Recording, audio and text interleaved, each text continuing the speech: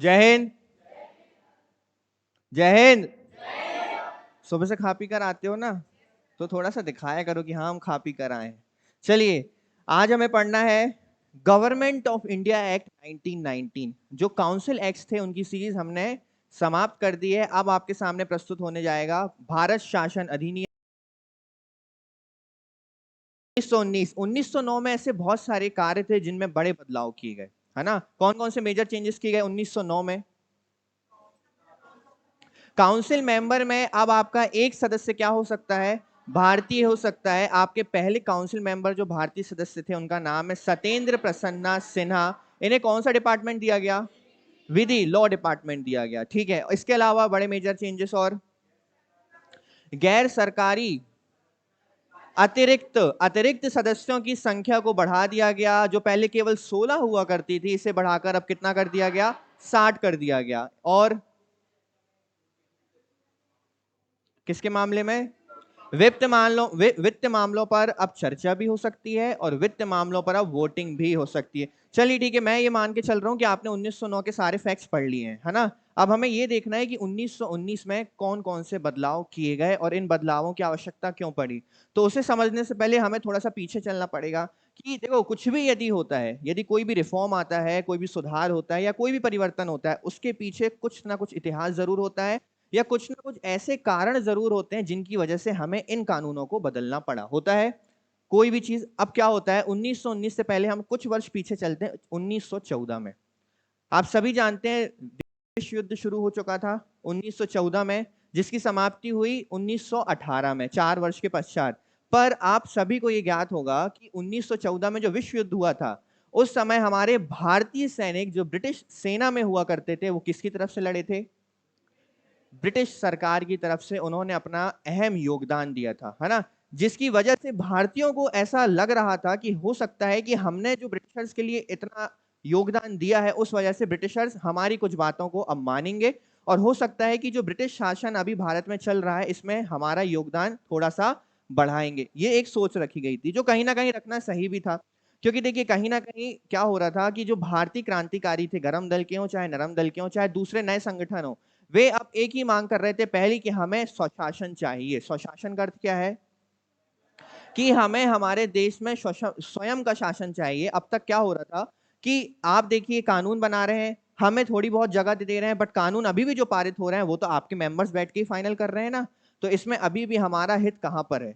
तो ऐसी स्थिति को बदलने के लिए भारतीयों द्वारा ये मांग रखी गई कि आप देखो, हम आपकी हर चीज मानते हैं, हमने विश्व युद्ध में भी आपकी मदद की है, बस आप हमारी एक बात मान लीजिए कि जो प्रतिनिधि मंडल है उसमें भारतीयों की संख्या को अब आप बढ़ा दीजिए। आपको याद है अभी कुछ टाइम पहले 1909 से पहले कांग्रेस और मुस्लिम लीग ने कुछ मांगे रखी थी, है ना। मुस्लिम लीग ने बोला था कि काउंसिल मेंबर 2 भारतीय कर दो, जिसमें से 1 मुस्लिम होना चाहिए, और बोला कि अतिरिक्त सदस्यों की संख्या को भी आप क्या करो, बढ़ा दो, उसमें भी ज्यादा जगह दो। हमने देखा कि 1909 में सबसे बड़ा जो बदलाव हुआ था वो था सांप्रदायिक प्रतिनिधित्व का सिद्धांत। यहाँ पर कम्युनल फॉर्म लाया गया, जिसमें यह देखने को मिला कि जो मुस्लिम बाहुल्य क्षेत्र हुआ करते थे वहां पर सेपरेट इलेक्टोरेट यानी पृथक निर्वाचन को लागू कर दिया गया। अच्छा, पृथक निर्वाचन मतलब केवल जहां मुस्लिम ही चुनाव लड़ सकते थे और वोट भी कौन दे सकते थे? मुस्लिम दे सकते थे। और ऐसे में अब सदस्य भी कौन चुनकर आएगा? तो हमने ये देखा था 1909 में कि आपके अतिरिक्त सदस्यों में 5 मुस्लिमों को क्या दिया गया? स्थान दिया गया। अब 1914 में जब विश्व युद्ध होता है और 1918 में जब वो समाप्त हो जाता है, तो इसके बाद आपके एक चेम्सफोर्ड नाम के व्यक्ति आते हैं, ठीक है, मॉन्टेग्यू नाम के व्यक्ति आते हैं 1917 में। 18 से पहले 1 वर्ष पहले ही वो आ चुके हैं 1917 में, और वो ये बोलते हैं कि देखो, आप हमसे मांग किस चीज की कर रहे हो कि भारतीयों के प्रतिनिधित्व को बढ़ाया जाए। मैं एक नई घोषणा करता हूं जिसे अगस्त प्रस्ताव या मॉन्टेग्यू घोषणा के नाम से जाना जाता है। ये आई आपकी 1917 में। किस नाम से? अगस्त। अच्छा हाँ, अब आप अगस्त प्रस्ताव आगे वाले से कंफ्यूज मत होना, है ना। अब आप लोग 90s 39 40 में चले गए होंगे, आप बिल्कुल उसमें मत जाना, ये अगस्त प्रस्ताव दूसरा है। तो इसे अगस्त प्रस्ताव या मॉन्टेग्यू आप घोषणा के नाम से जाना जाता है। तो मॉन्टेग्यू ने ऐसी कौन सी बात बोली जिस वजह से इसकी इंपॉर्टेंस बढ़ गई? तो देखो, सबसे पहले आप 2 कारण समझना कि ये घोषणा क्यों लाई गई। पहले हमें 2 कारण समझने। कारण नंबर 1, विश्व युद्ध में किसने पार्टिसिपेट किया? भारतीय सैनिकों ने किया, यानी भारतीयों ने अपना योगदान किसको दिया? ब्रिटिशर्स को। तो ये हो गया योगदान नंबर 1 और कारण नंबर 1 क्या लाने का, 1917 मॉन्टेग्यू घोषणा लाने का। कारण नंबर 2, 1916 में क्या होता है, एक होम रूल आंदोलन शुरू होता है। ये होम रूल आंदोलन शुरू किया गया था बाल गंगाधर तिलक और एनी बेसेंट के द्वारा, जिसमें अच्छा होम रूल आंदोलन क्या है, होम रूल आंदोलन क्या है, होम रूल आंदोलन, ये होम रूल मतलब शब्द से समझ रहे हो, होम रूल से मतलब है कि हम अपने गृह में यानी हमें हमारे देश में किसका शासन चाहिए, स्वयं का शासन चाहिए। तो इस चीज में देखा गया कि एनी बेसेंट के द्वारा जो होम रूल आंदोलन किया गया वो काफी हद तक सफल साबित हुआ। अभी सफल साबित हुआ तो इसको रोकना भी था, क्योंकि हो सकता है कि क्रांति की लौ फिर से बड़ी हो जाए और हो सकता है फिर से, हम तो वैसे ही अभी वर्ल्ड वॉर में फंसे हुए हैं, फिर से क्रांतिकारियों ने यदि अपना विद्रोह कर दिया तो हम फिर समस्या में पड़ जाएंगे। तो ऐसी स्थिति में क्या किया जाए, तो ऐसी स्थिति में अंग्रेजों द्वारा यह कहा गया एनी बेसेंट से कि आप अपने होम रूल आंदोलन को समाप्त कर दीजिए और बदले में हम धीरे धीरे इस बात का आपसे वादा करते हैं कि धीरे धीरे हम भारत में आपके ही शासन को क्या कर देंगे, स्थापित कर देंगे। मतलब अब जो भारत पे जो सरकार बैठेगी, जो नियम कानून बनाएगी, वो किसकी होगी, वो भारतीयों द्वारा चुनी गई होगी। ठीक है, तो एनी बेसेंट ने अपने होम रूल आंदोलन को क्या कर दिया, समाप्त कर दिया। तो इसी वादे को निभाते हुए 1917 में मॉन्टेग्यू एक घोषणा करते हैं, एक पत्र जारी करते हैं जिसे मॉन्टेग्यू घोषणा या अगस्त प्रस्ताव के नाम से जाना जाता है। अब इसमें क्या लिखा होता है, इसमें यह लिखा होता है कि अभी तक क्या चल रहा था 1917 के पहले, कि भारतीय प्रतिनिधियों को बढ़ाया जा रहा था अतिरिक्त सदस्यों के रूप में।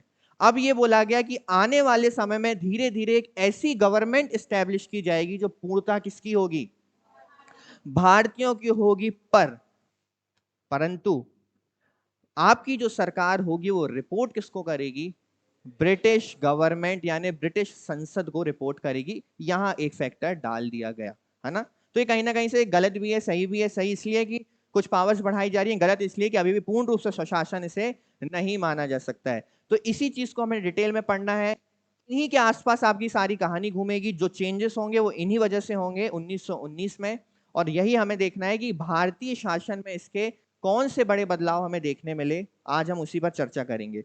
तो उससे पहले ये बता दूं कि 1919 गवर्नमेंट ऑफ इंडिया एक्ट को मॉन्टेग्यू चेम्सफोर्ड रिफॉर्म यानी मॉन्टेग्यू चेम्सफोर्ड सुधार के नाम से भी जाना जाता है।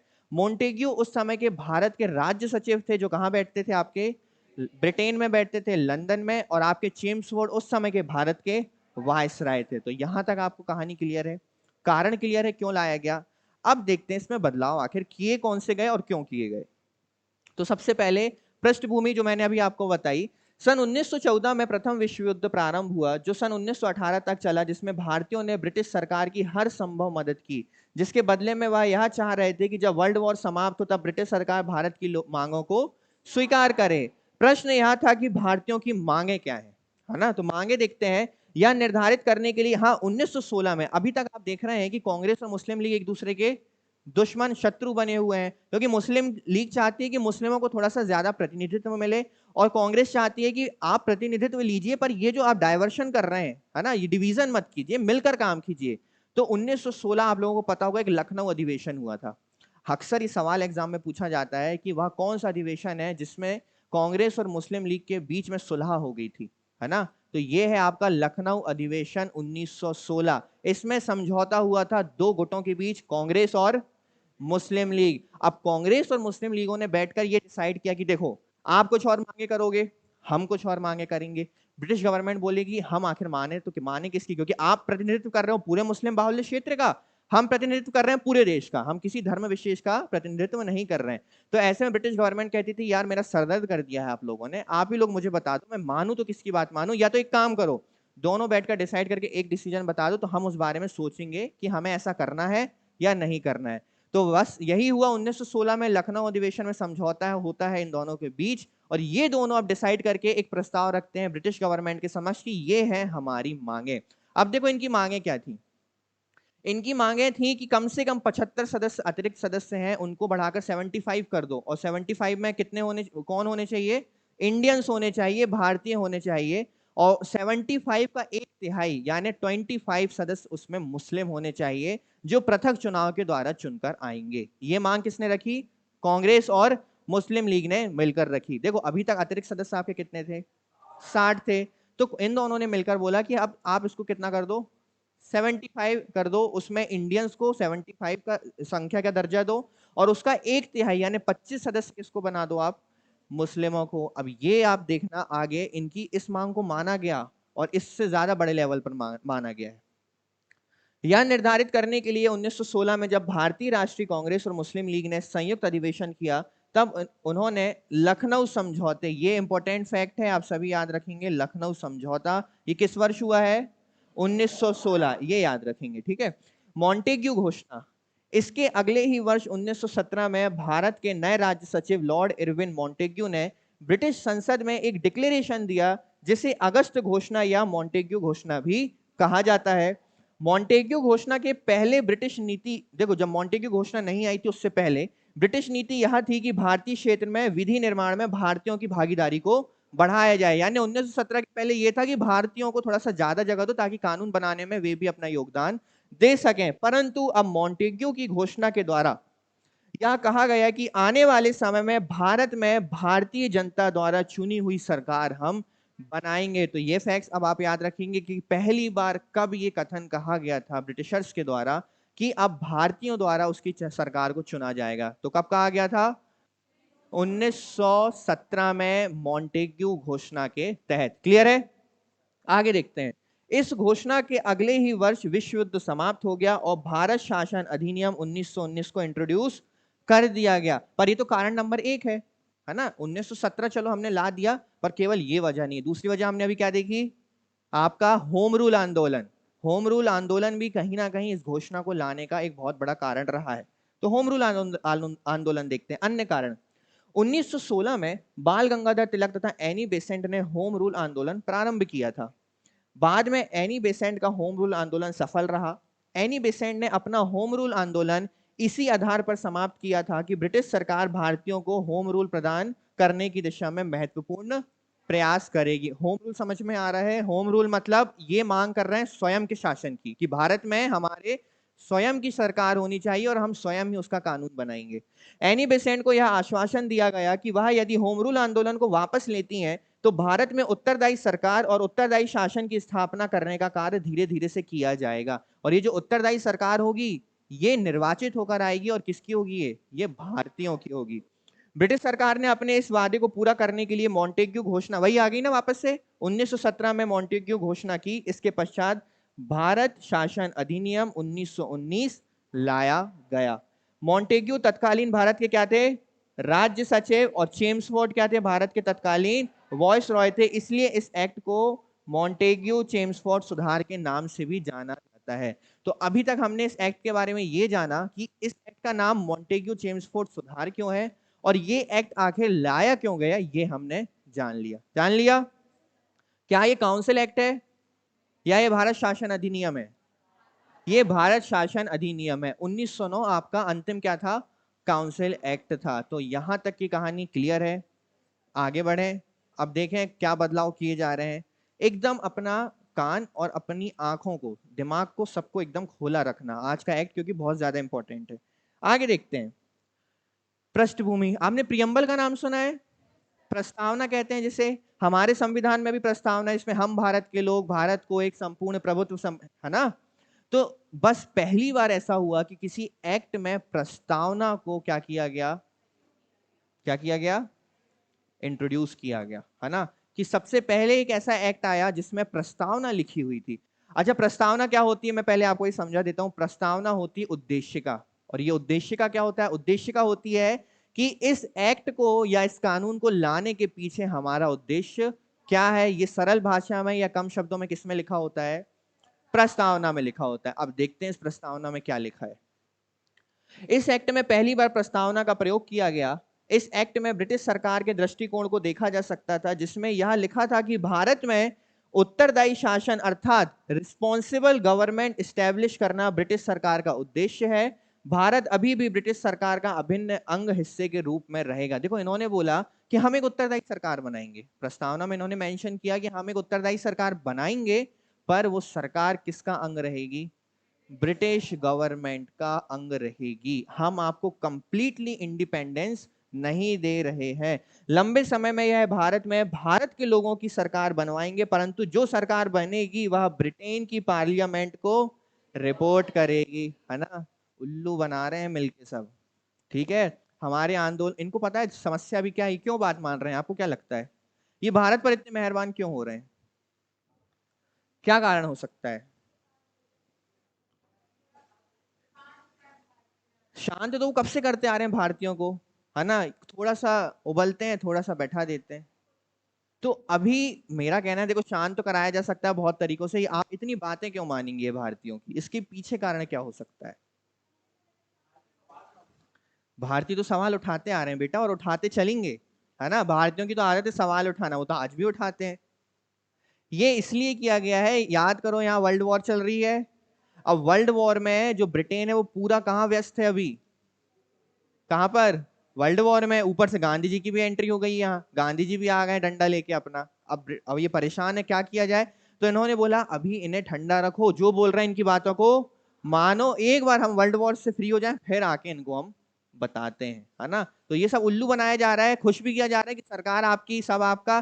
बस एक बार पूछ लेना ब्रिटिश संसद से, पूछ लेना, फॉर्मेलिटी है। भारतीय भी खुश रहे और ब्रिटिश संसद भी खुश रहे। पर अब आप देखोगे आगे आगे कि सरकार तो बनेगी, पर पावर अभी भी कहीं ना कहीं वॉइस रॉय के पास और काउंसिल के पास रहेगी। देखते हैं आगे। ये समझ में आया प्रस्तावना?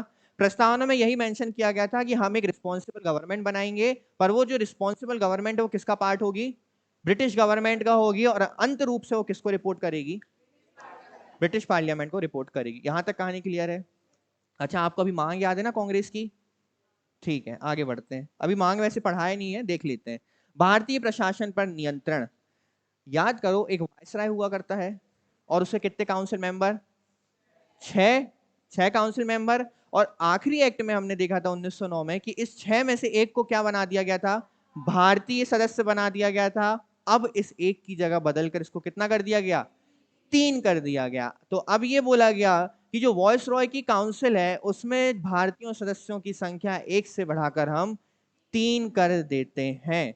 तो ये नंबर 1, नंबर 2 और नंबर 3, ये मुस्कुराते हुए जो चेहरे दिख रहे हैं ये कौन है आपके, ये भारतीय हैं।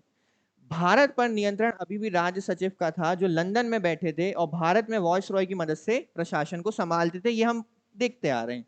वॉइस रॉय की कारकांडी परिषद में 6 सदस्य थे, जिसमें एक परिवर्तन किया गया।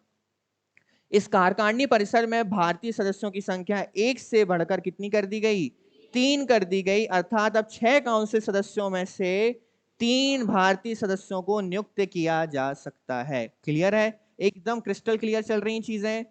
क्योंकि अब यह एक उत्तरदायी सरकार की स्थापना करने की दिशा में कदम बढ़ा रहे थे, इसलिए वॉइसरॉय की शक्तियों को और बढ़ाया गया तथा उसके विशेषाधिकारों को भी बढ़ा दिया गया। अभी हम आगे भी ये देखेंगे कि विशेष अधिकार की बात हो रही है वॉइसरॉय की, तो वो कौन से विशेष अधिकार हैं वो हम आगे देखते हैं, कौन कौन से विशेष अधिकार हैं।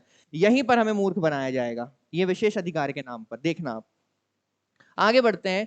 केंद्रीय विधायिका में परिवर्तन और कांग्रेस और मुस्लिम लीग ने कौन सी मांगे रखी थी आपसे लखनऊ समझौता के तहत, वो हम देखेंगे। अतिरिक्त सदस्यों की संख्या 1909 तक अधिकतम 60 हुआ करती थी, इसमें कुछ बड़े बदलाव किए गए, है ना। अब इतने बदलाव किए जाएंगे कि आपका दिमाग हिल जाएगा, तो थोड़ा सा अब फोकस रखना कहां पर, मेरे ऊपर जो मैं पढ़ा रहा हूं। कांग्रेस व मुस्लिम लीग द्वारा लखनऊ समझौता किस वर्ष, मैं बार बार कह रहा हूं ये चीज हम याद रखेंगे कि लखनऊ समझौता कब हुआ है, 1916। किन दोनों के बीच हुआ है, मुस्लिम लीग और कांग्रेस के बीच में, ठीक है। इस समझौते के द्वारा यह मांग की गई कि अतिरिक्त सदस्यों की संख्या को बढ़ाकर 150 कर दिया जाना चाहिए, जिसमें से 75 भारतीय सदस्य होने चाहिए तथा 75 सदस्यों का 1/3 मुस्लिम। इन्होंने बोला 150 सदस्य कर दो, कौन से अतिरिक्त। इन 150 में आप 75 किसको करो, भारतीय। और 75 का 1/3 आपके मतलब 25 सदस्य किसको बनाओ आप, मुस्लिम को बनाओ। अच्छा, ये जो मांग है ये केवल मुस्लिम लीग ने नहीं रखी है, किन दोनों ने मिलकर रखी है, कांग्रेस और मुस्लिम लीग दोनों ने मिलकर रखी है। क्लियर है?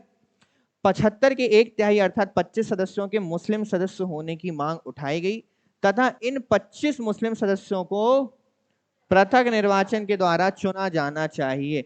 परंतु 1919 एक्ट के द्वारा इन्हें कुछ अलग ही प्राप्त हुआ, जिसे एक सकारात्मक बदलाव कह सकते हैं, क्योंकि इन्होंने मांग 150 की है, इन्हें उससे ज्यादा मिलने वाला है इस वजह से, क्योंकि इन्हें ठंडा किसको करना है अभी, भारतीयों को, खुश किसको करना है, भारतीयों को कर रहे हैं, इस वजह से, है ना। ठीक है। अच्छा, इन सब के बीच हमें ये देखना बहुत जरूरी है कि बार बार यहाँ एक शब्द प्रयोग हो रहा है, पृथक निर्वाचन, है ना। कांग्रेस और मुस्लिम लीग इससे मिलकर मान जरूर रही है, पर भारतीय जो जन है उनमें अभी भी इस चीज को लेकर आक्रोश बना हुआ है, क्योंकि जो भाईचारा, एक मैत्रीपूर्ण संबंध बने हुए थे हिंदू मुस्लिम के बीच, वो कहीं ना कहीं अब क्या होते जा रहे हैं, समाप्त होते जा रहे हैं। ब्रिटिशर्स अपनी नीतियों में सफल होते जा रहे हैं, क्योंकि उन्हें कांग्रेस को रोकने के लिए या उसका विरोध करने के लिए एक पार्टी बन चुकी थी, मिल चुकी थी, वो कौन थी।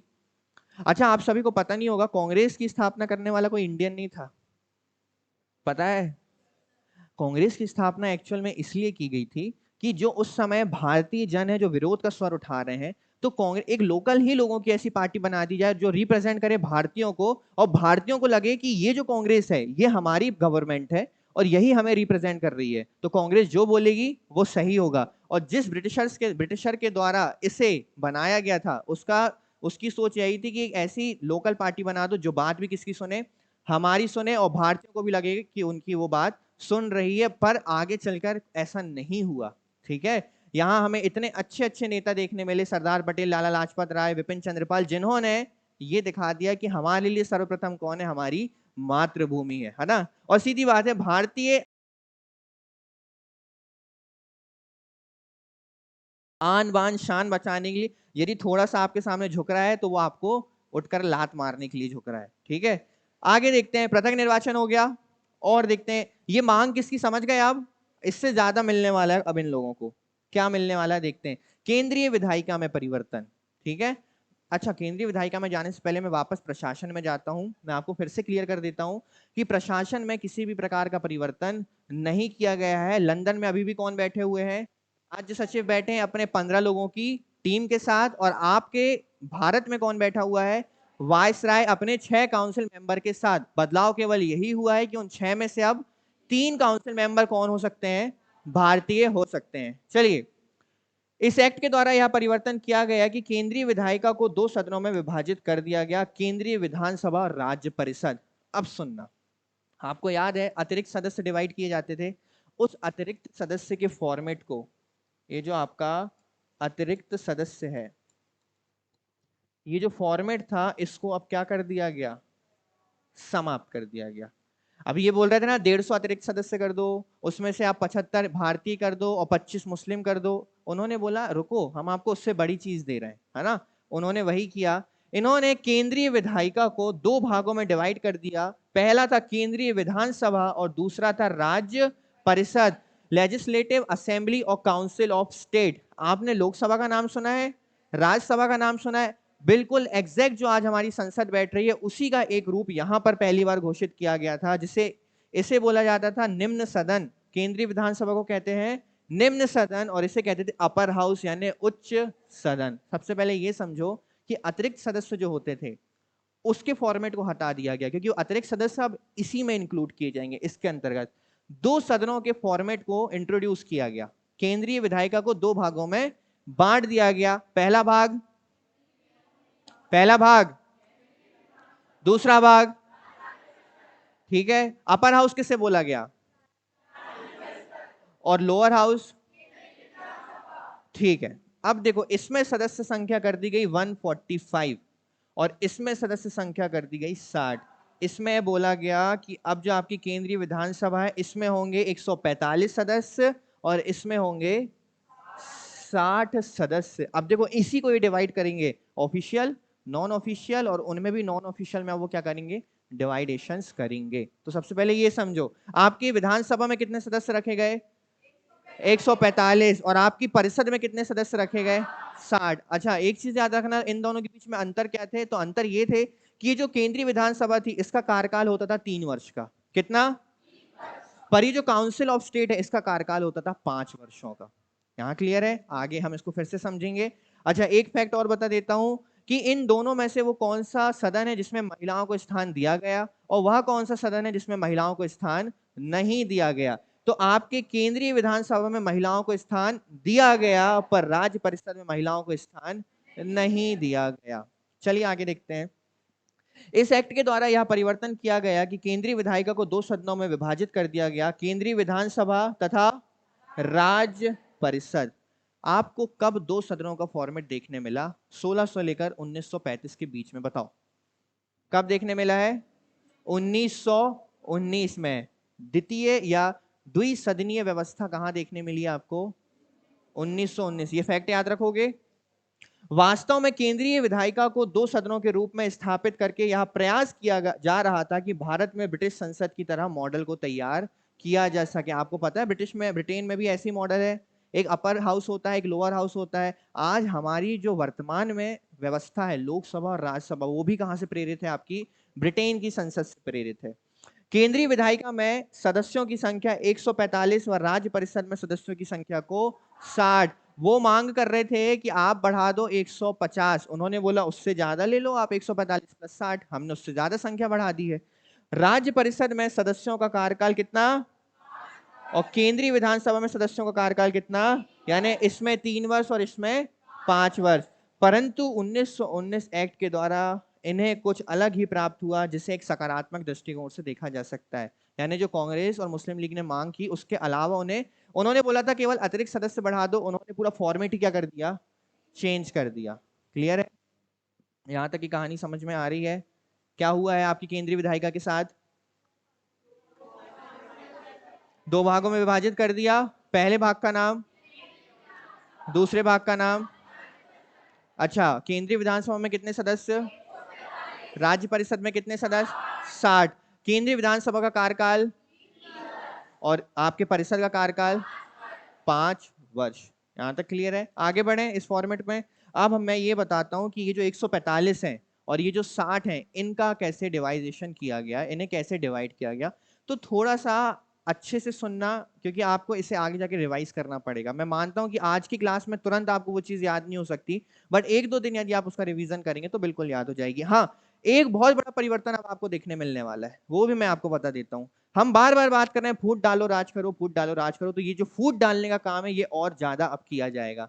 मॉन्टेग्यू चेम्सफोर्ड सुधार में ये काम किया गया कि अब तक जो पृथक निर्वाचन केवल मुस्लिमों को दिया जा रहा था, वो पृथक निर्वाचन अब सिखों को भी दिया जाएगा और यूरोपियंस को भी दिया जाएगा। इसका मतलब ये है कि अब जो आपके राज्य परिषद और केंद्रीय विधानसभा में सदस्य चुनकर आने वाले हैं, उसमें कुछ लोगों की सीट पहले से फिक्स्ड होगी, जिसमें सिख होंगे और यूरोपियंस होंगे। अब यूरोपियंस होंगे, अब सीधी बात है, यूरोपियंस तो भारत में रहते थे ना, और सिख भी रहते थे, तो जिस क्षेत्र में यूरोपियंस की बहुलता है वहां कौन खड़ा होगा? यूरोपियन। वोट कौन देगा? जीत कर कौन आएगा? जिस क्षेत्र में सिख ज्यादा खड़े होते हैं वहां खड़ा कौन होगा? वोट कौन देगा? और जीत कर कौन आएगा? तो पृथक निर्वाचन को और क्या कर दिया गया? विस्तार कर दिया गया। ठीक है, कहीं ना कहीं भारतीय जन में अब आक्रोश और ज्यादा बढ़ता जा रहा है, क्योंकि अब तक जो ये 5 उंगलियां साथ मिलकर लड़ रही थी, इनमें हर उंगली को आप अलग अलग अधिकार देकर हाथ से काट के अलग करते जा रहे हैं। तो जो हाथ में दर्द होता है उंगली काटने पर, बस वैसे ही दर्द उस समय भारतीय जन के अंदर हो रहा था, वही आक्रोश बना हुआ था। ठीक है, देखते हैं। ये रहा आपका सेंट्रल लेजिस्लेचर। ठीक है, अब देखना कितने सदस्य हैं। ये आपकी केंद्रीय क्या है? विधानसभा। अच्छा, चलो ठीक है। ये क्या है? आपकी राज्य परिषद। और ये क्या है? आपकी विधान सभा। अच्छा, इसमें आपका अपर हाउस कौन सा है? ये अपर हाउस है। और ये क्या है? आपका लोअर हाउस है। सबसे पहले हम आपकी काउंसिल देखते हैं। इसमें जो 27 सदस्य थे, ये किसके द्वारा नॉमिनेटेड किए जाते थे? वॉइस रॉय के द्वारा नॉमिनेटेड किए जाते थे। अब देखना, इन 27 सदस्यों में वही सेम चीज, ऑफिशियल और नॉन ऑफिशियल। 17 सदस्य आपके ऑफिशियल और 10 सदस्य आपके नॉन ऑफिशियल। ध्यान से सुनना, 60 सदस्य किसमें है? आपके राज्य परिषद में है। 60 में से 27 सदस्य डायरेक्ट कौन नामित कर रहा है? वॉइस रॉय। अब इन 27 में से जो आपके 17 सदस्य हैं वो क्या है? सरकारी हैं। और जो आपके बचे 10 क्या है? Non official. पर अभी जब 1919 आया था तो उन्होंने बोला था कि अब हम भारतीयों के द्वारा चुनी हुई सरकार स्थापित करेंगे। तो अब जो लोग आएंगे वो कैसे आएंगे? चुनकर आएंगे, यानी इलेक्ट होकर आएंगे। मैं फिर से बता देता हूं कि ये जो इलेक्ट होकर आ रहे हैं ये केवल कुछ लिमिटेड व्यक्ति ही हैं जो क्या दे रहे हैं, वोट दे रहे हैं, क्योंकि वोट देने की शक्ति अभी भी केवल किसके पास है, कुलीन वर्ग, शिक्षित वर्ग और जो उच्च वर्ग है केवल उसी के पास है। तो ये जो आपको दिख रहा है ना 33 इलेक्टेड, ये इलेक्ट यही वर्ग कर रहा है। क्लियर है? अब ये देखते हैं ये जो 33 सदस्य हैं जो निर्वाचित होकर आ रहे हैं ये कहां से आते हैं। 33 में से 16 सदस्य जनरल, अब जनरल का मतलब है वो ऐसे प्रांतों से आए हैं जहां पर कोई भी पृथक निर्वाचन की सीट नहीं है, यानी वो ऐसे क्षेत्र से आए हैं जो पृथक निर्वाचन से नहीं संबंध रखती है। यानी कोई जनरल व्यक्ति, अब देखो जनरल में एक चीज है, जनरल में मुस्लिम भी आ सकता था, सिख भी आ सकते थे, दूसरे व्यक्ति भी आ सकते थे, पर वो जो सीट है वहां चुनाव हर कोई लड़ सकता था और वोट हर कोई दे सकता था उस क्षेत्र का। क्लियर है? इसके बाद 11 कहां से आते हैं, मुस्लिम। ये कैसे चुन के आएंगे बताओ? बिल्कुल सही, पृथक चुनाव के द्वारा। ये 3 क्या है, ये कहां से चुन के आएंगे, पृथक चुनाव के द्वारा। ये एक कौन है, ये कहां से चुन के आएंगे, पृथक चुनाव के द्वारा। और ये जो 2 थे आपके नॉन कम्युनल एलिमेंट, ये प्रांतों के द्वारा भेजे जाते थे या आपके चैम्बर ऑफ कॉमर्स से भेज दिए जाते थे, पर निश्चित नहीं थे कि कहां से भेजे जाएंगे। ये सिंपल है। 60 में से 27 सदस्य कौन नॉमिनेट कर रहा है, ठीक है। 27 में से 17 कहां से आए और 10 कहां से आए, बात बचती है 33 इलेक्टेड मेंबर्स की। तो 16, 11, 1 और 2। क्लियर है? इस चीज को आपको कम से कम 2 दिन रिवाइज करना है तो आपको ये सारी लिस्ट याद हो जाएगी। अब पहुंचते हैं हम कहां पर, केंद्रीय विधानसभा। अच्छा, ये जो सारे के सारे सदस्य हैं इनका कार्यकाल कितना है, 5 वर्ष। इनका कार्यकाल कितना है, 5 वर्ष। ये देखते हैं अब, है ना, कितने सदस्य, 145 सदस्य नॉमिनेटेड किसके द्वारा, वॉइस रॉय के द्वारा। कितने, 41 सदस्य नॉमिनेट होते हैं वॉइस रॉय के द्वारा, जिसमें से 26 क्या है, 26 है सरकारी और 15 है गैर सरकारी। 25 क्या है, सरकारी और बाकी आपके 15। अब थोड़ा सा ना हम डिफरेंस देखते हैं, ठीक है। यहां पर आपके काउंसिल में कितने थे नॉमिनेटेड मेंबर, 27। यहां पर कितने हैं, 41। वहां सरकारी सदस्य, यहां सरकारी सदस्य, वहां गैर सरकारी और यहां गैर सरकारी 15। पर हमें फोकस सरकारी गैर सरकारी पे नहीं रखना है, हमारा फोकस होना चाहिए ये इलेक्टेड मेंबर्स जहां भारतीयों की संख्या और भारतीय शासन को धीरे धीरे स्थापित करने की बात कही गई थी। तो देखते हैं 52 कहां से आए, जनरल स्थानों से यानी प्रांतों से। 30 सदस्य कहां से आए, ये जो 30 सदस्य मुस्लिम आए हैं ये कहां से आएंगे, पृथक चुनाव के द्वारा चुनकर आएंगे। सिख कितने आए, 2 यूरोप लैंडलॉर्ड्स मतलब जमींदार, इसमें जमींदारों को स्थान दिया गया। जमींदार कहां से आए, मतलब कितने आए, 7 जमींदार। 9 कहां से आए और 4 कहां से आए। ये जो चैम्बर ऑफ कॉमर्स ये कहां पर है आपका, कलकत्ता में। कहां पर है, कलकत्ता में। तो बहुत ज्यादा डिवीजन हो गया एकदम से। अब तक हम 16 सदस्यों को बांटते थे, फिर हमने 60 सदस्यों को बांटा, अब एकदम से संख्या बढ़कर कुछ ज्यादा ही हो गई, 145 और 60। तो इसे क्या करना पड़ेगा, एक बार रिवाइज। पर हम इसे नेक्स्ट लेक्चर में एक बार फिर से बनाएंगे इस पूरे फॉर्मेट को और देखेंगे कि किस भाग में किसे रखा गया है। ठीक है, तो यहां से हम आगे बढ़े। ये फॉर्मेट क्लियर है आपको, बस एक बार फिर से पीछे क्लास रिवाइज करके आप जरूर देखना। चलिए, केंद्रीय विधायिका में परिवर्तन। अब देखो एक चीज इसमें कही गई, वोटिंग सप्लाई या वोट सप्लाई।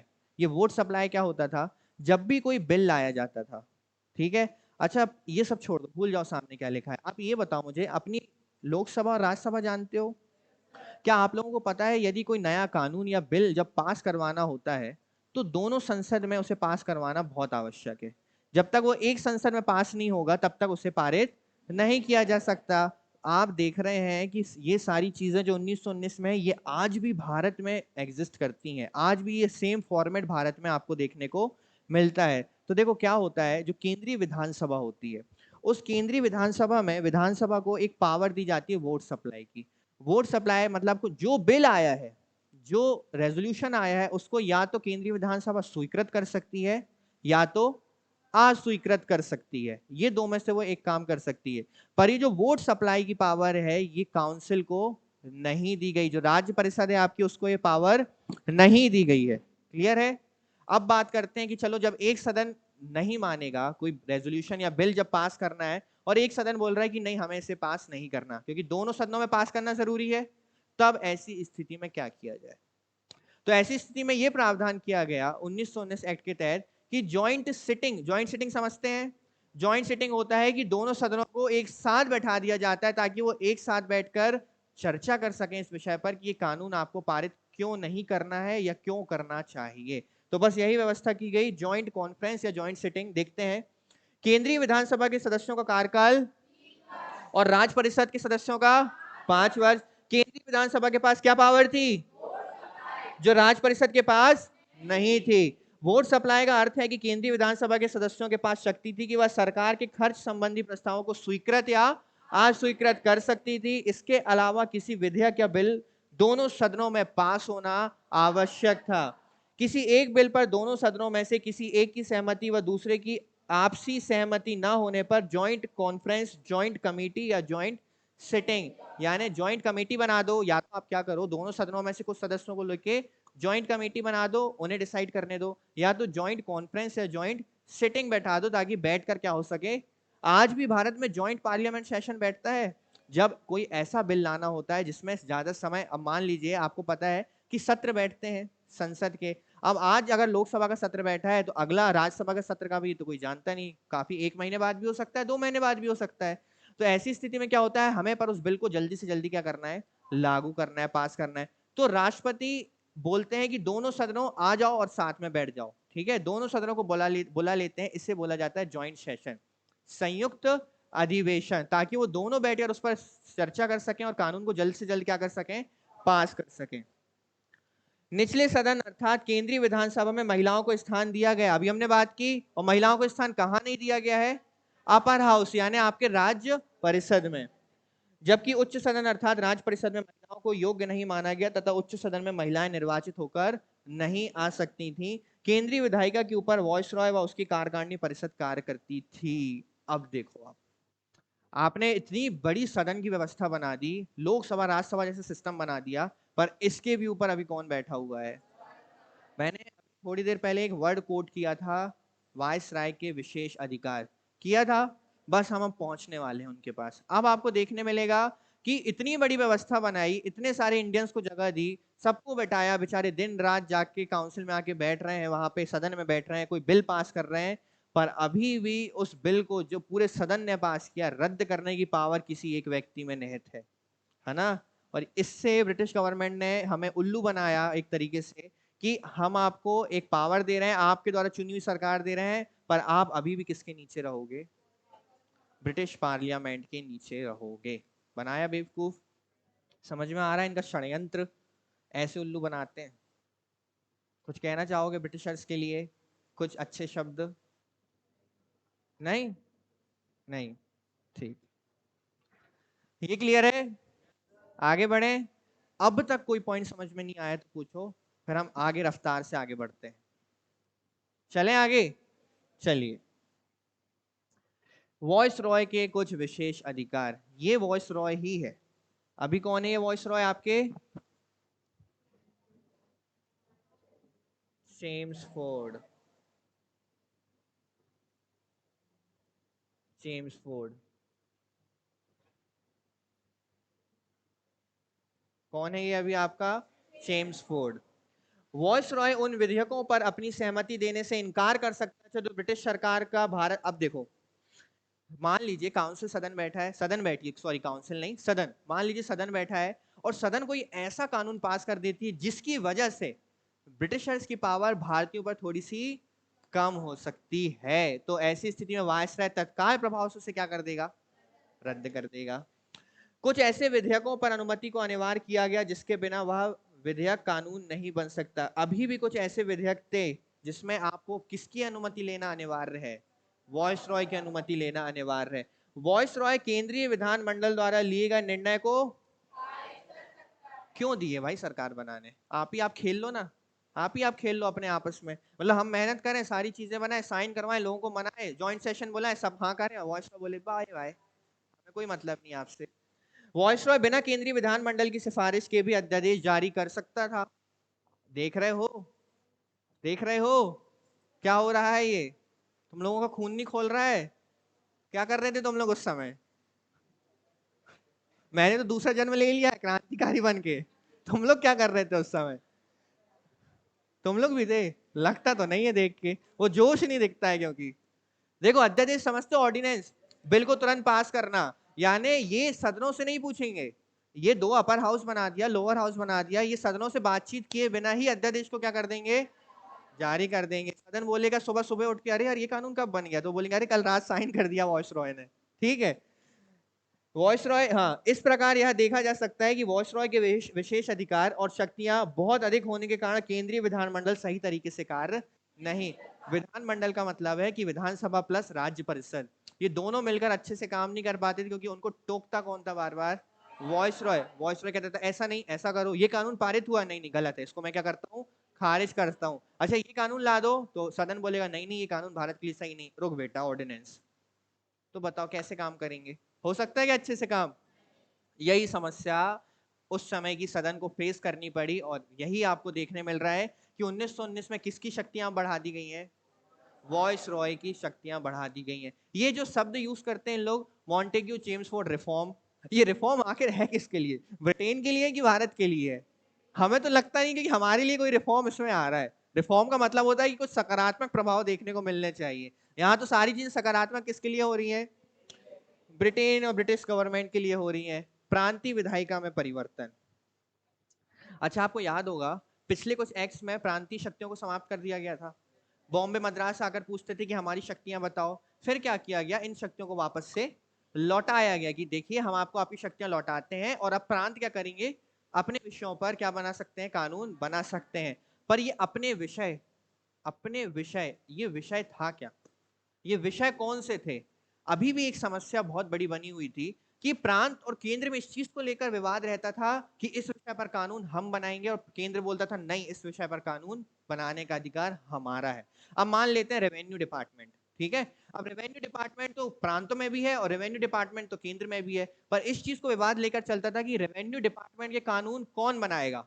अब आप खुद सोचो, अगर रेवेन्यू डिपार्टमेंट के कानून प्रांत अलग अलग बनाएंगे, तो हर प्रांत में रेवेन्यू का सिस्टम अलग रहेगा, जिसकी वजह से ब्रिटिश गवर्नमेंट कंफ्यूज रहेगी और उसको शासन चलाने में थोड़ा सा प्रॉब्लम फेस करनी पड़ेगी।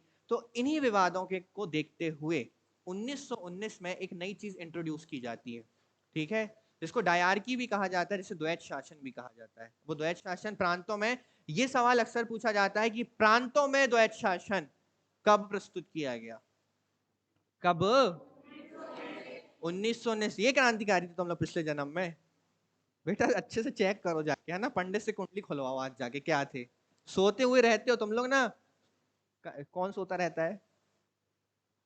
कोई तो पशु होगा जो सोता रहता है। आप नहीं बोलोगे बेटा अपने आप को, है ना? उठो जागो, निरंतर कार्यरत रहो। कौन बोला है? वो भी नहीं थे बेटा आप लोग, है ना? उन्हीं के शिष्य बन जाते पिछले जन्म में। चलो मैं सिखाऊंगा ना आप लोगों को, चिंता मत करो, आ गया हूं मैं, खड़ा हूं ना सामने।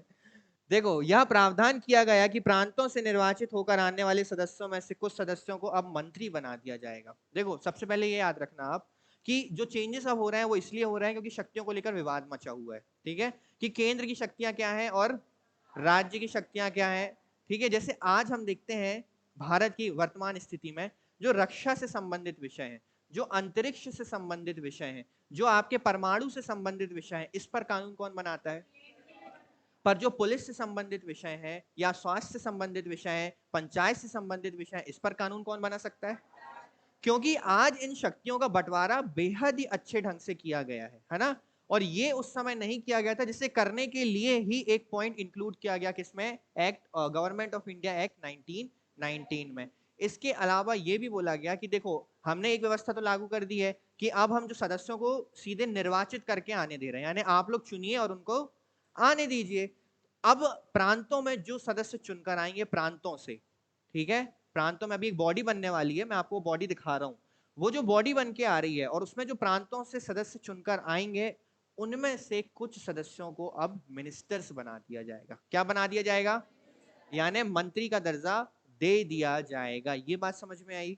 देखते हैं भारत परिषद अधिनियम 1861 के तहत प्रांतीय विधान परिषदों को यह शक्ति दी गई थी कि वह अपने अपने प्रांतों के लिए कानून बना सकते। यही मिली थी उन्हें शक्ति वापस कानून बनाने की। परंतु 1919 तक यह एक बड़ा विवादित विषय बना रहा कि किस विषय पर केंद्र कानून बनाए तथा किस विषय पर प्रांत कानून बनाए, जैसे कि आपका राजस्व का मुद्दा। विषयों में साफ विभाजन ना होने के कारण यह एक बड़ी समस्या बनी हुई थी।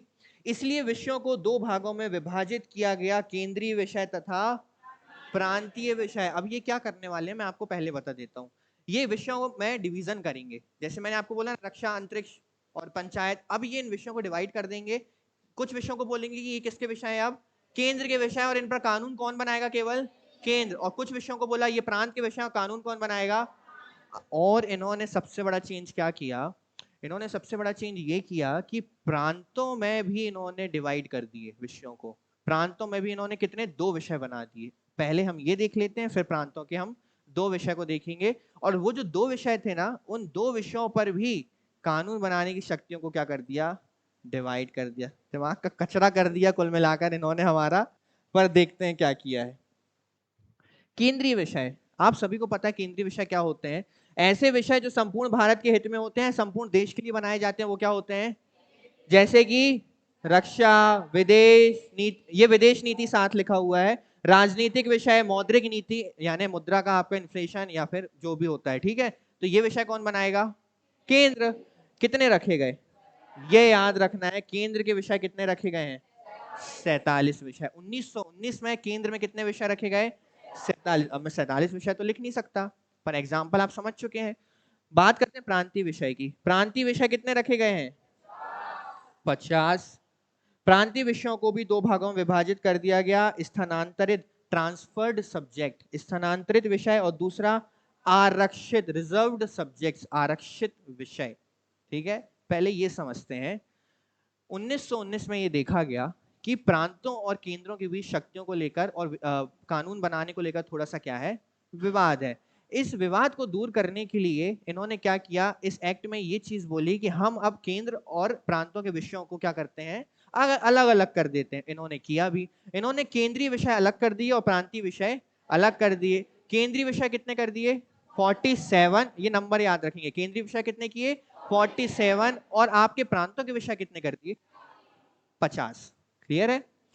अब केंद्रीय विषय जाने दो, हो गए, रक्षा, वित्त हो गया। अब आते हैं प्रांतीय विषयों में। अब इन्होंने क्या किया, प्रांतीय विषयों को भी दो भागों में विभाजित कर दिया, एक स्थानांतरित या हस्तांतरित विषय और दूसरा आपके आरक्षित विषय। क्लियर है। अब हमें समझना ये है कि ये स्थानांतरित विषय और आरक्षित विषय आखिर में होते क्या है। क्लियर है, आगे बढ़े, देखते हैं। देखना, प्रांतीय विषय के अंतर्गत कितने रखे गए हैं, 50। प्रांतीय विषय को दो भागों में डिवाइड किया गया, ट्रांसफर्ड और रिजर्व्ड सब्जेक्ट्स में, यानी स्थानांतरित विषय और आरक्षित विषय। ये चीज आप नहीं बोलेंगे, इसी की वजह से बोला जाता है कि प्रांतों में द्वैध शासन।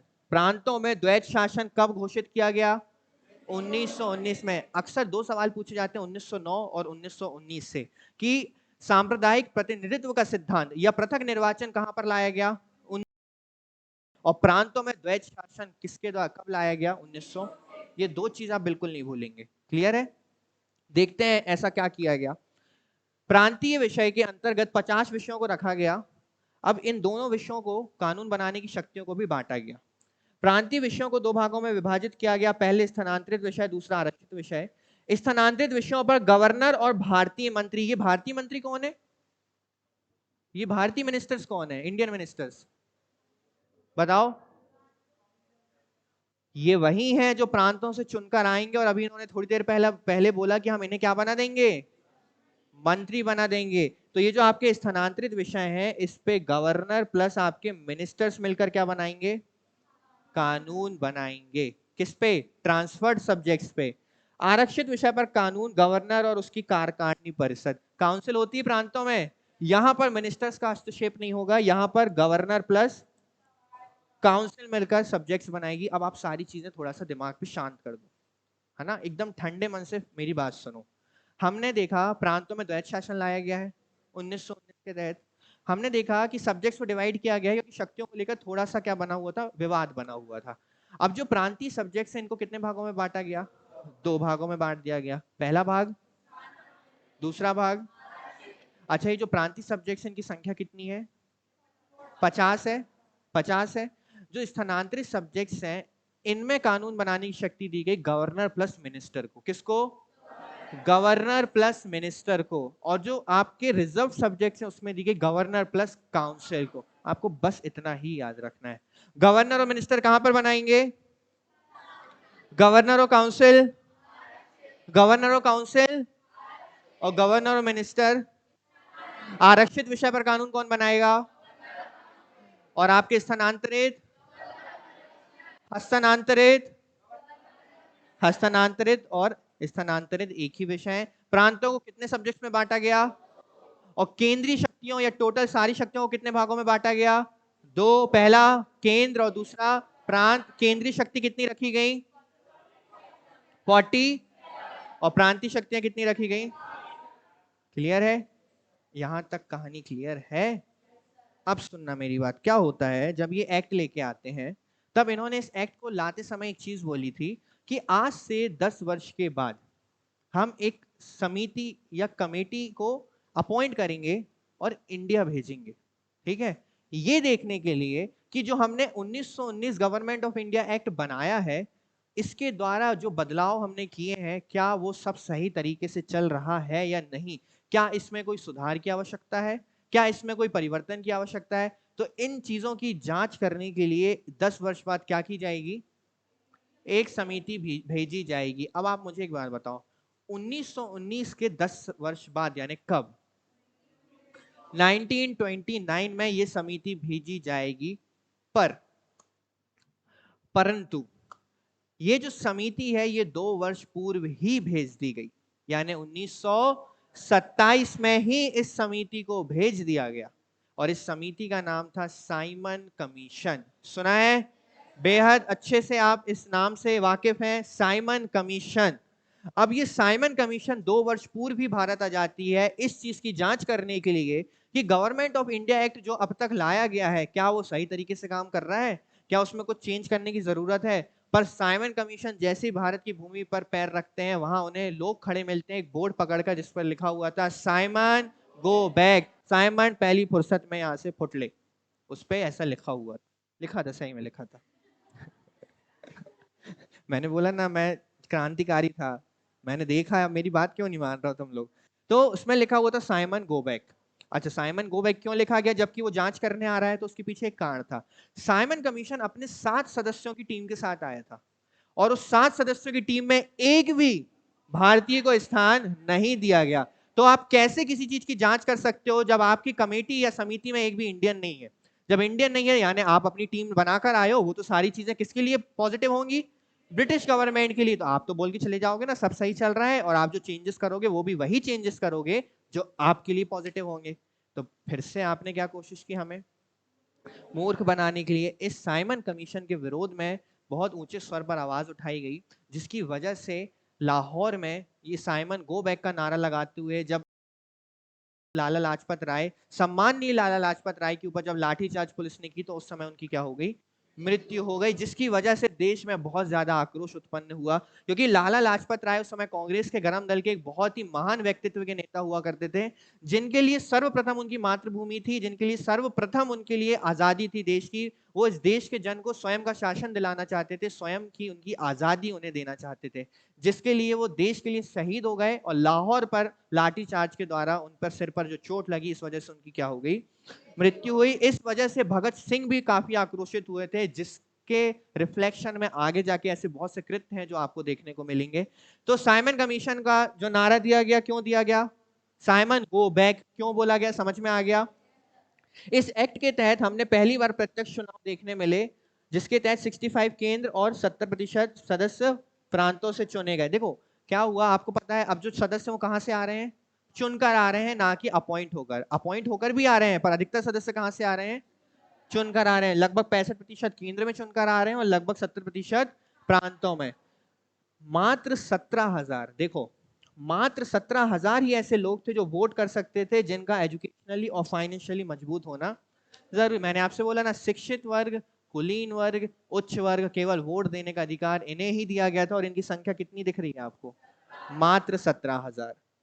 इस एक्ट में दिए गए प्रावधानों के कारण की जांच करने के लिए व उसका अध्ययन करने के लिए 10 वर्ष के पश्चात एक कमीशन का गठन किया जाएगा, जो 2 वर्ष पहले ही 1927 में गठित कर दी गई, जिसे साइमन कमीशन के नाम से जाना जाता है। इस एक्ट के द्वारा पब्लिक सर्विस कमीशन, चलो ये बाद में देखते हैं। आप साइमन कमीशन गठित किया गया आपका 1927 में, और इसका क्यों विरोध किया गया ये क्लियर है? क्योंकि इसमें सभी सदस्य क्या थे? ब्रिटिशर्स थे। और भारतीय क्या मांग कर रहे थे कि साइमन कमीशन में सदस्य कौन से होने चाहिए?